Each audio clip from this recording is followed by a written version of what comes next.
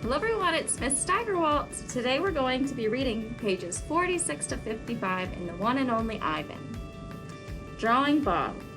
I love Julia's pictures of Bob. She draws him flying across the page, a blur of feet and fur. She draws him motionless, peeking out from behind a trash can, or the soft hill of my belly. Sometimes in her drawings, Julia gives Bob wings or a lion's mane. Once she gave him a tortoise shell. But the best thing she ever gave him wasn't a drawing. Julia gave Bob his name.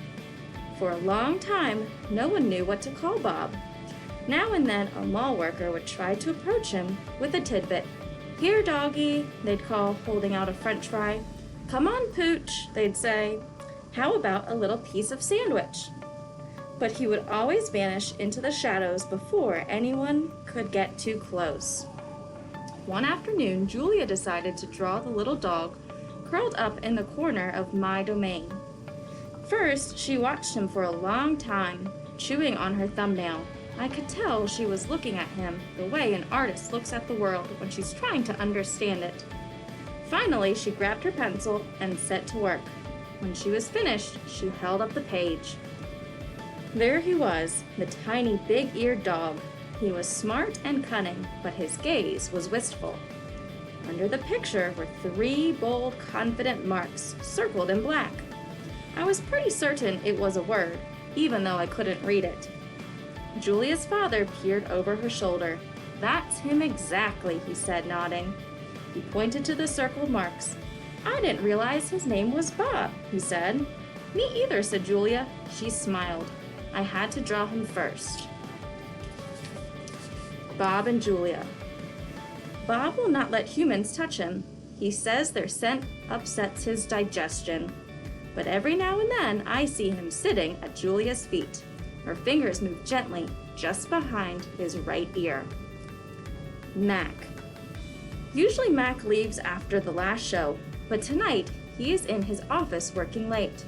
When he's done, he stops by my domain and stares at me for a long time while he drinks from a brown bottle.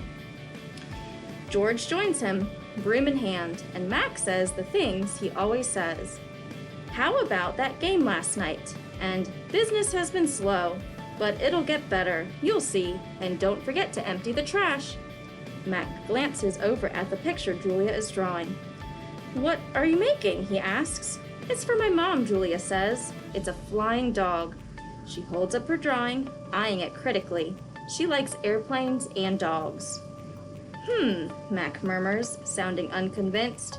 He looks at George. "How's the wife doing anyway?" "About the same," George says. "She has good days and bad days." "Yeah, don't we all?" Mac says. Mac starts to leave, then pauses. He reaches into his pocket, pulls out a crumpled green bill, and presses it into George's hand. "Here," Mac says with a shrug. "Buy the kids some more crayons." Mac is already out the door before George can yell, "Thanks." Not sleepy. "Stella," I say after Julia and her father go home, "I can't sleep." "Of course you can," she says.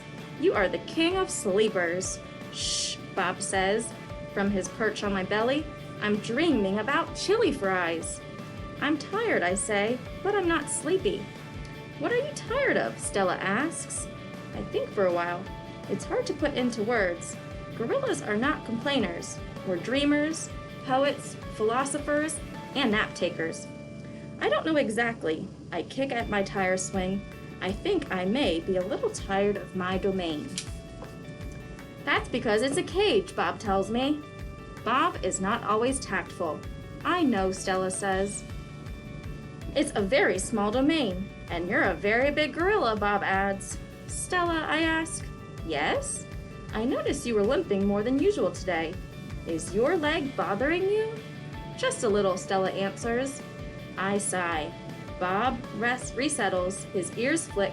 He drools a bit, but I don't mind. I'm used to it. "Try eating something," Stella says. "That always makes you happy." I eat an old brown carrot. It doesn't help, but I don't tell Stella. She needs to sleep.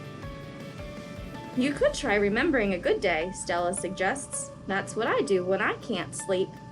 Stella remembers every moment since she was born, every scent, every sunset, every slight, every victory. You know I can't remember much, I say. There's a difference, Stella says gently, between can't remember and won't remember.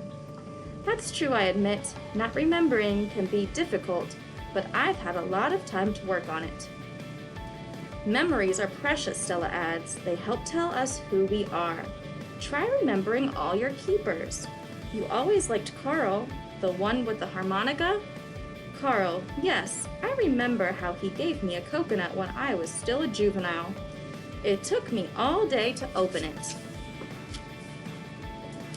I try to recall other keepers I have known, the humans who cleaned my domain and prepared my food and sometimes kept me company.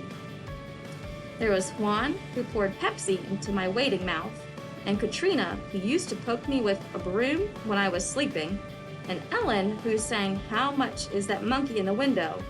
with a sad smile while she scrubbed my water bowl.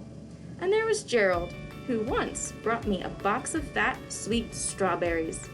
Gerald was my favorite keeper. I haven't had a real keeper in a long time. Mac says he doesn't have the money to pay for an 8 babysitter.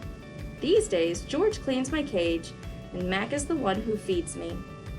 When I think about all the people who have taken care of me, mostly it's Mac I recall, day in and day out, year after year after year. Mac who bought me and raised me and says I'm no longer cute. As if a silverback could ever be cute.